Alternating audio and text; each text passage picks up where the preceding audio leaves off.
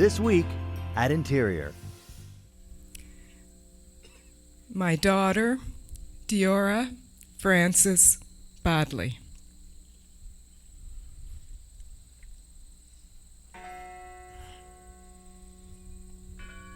Solemn ceremonies this week in a peaceful Pennsylvania field, now a field of honor.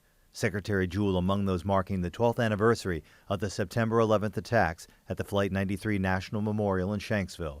She spoke in front of the marble walls, which feature the 40 names of the passengers and crew on Flight 93.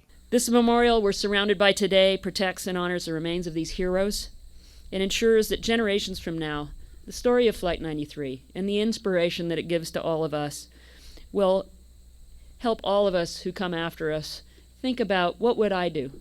How would I behave? How can I learn from this and shape my life accordingly?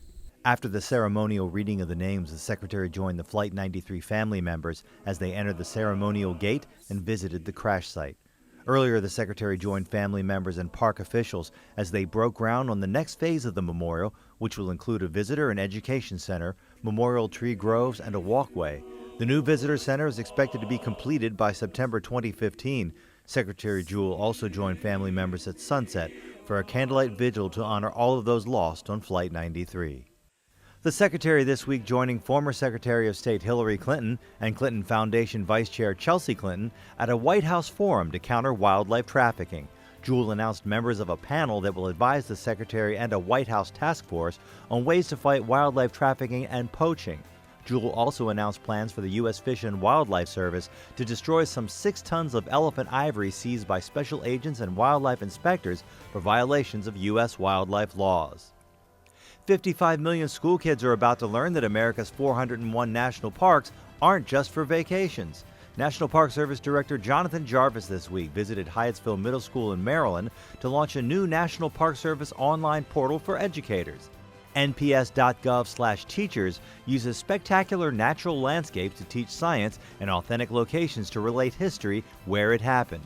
Jarvis calls the site a significant milestone in realizing the Park Service's potential when it comes to place-based education, and Secretary Jewell said the site will help students build a lifelong connection with nature, history, and the broad and diverse culture of our nation.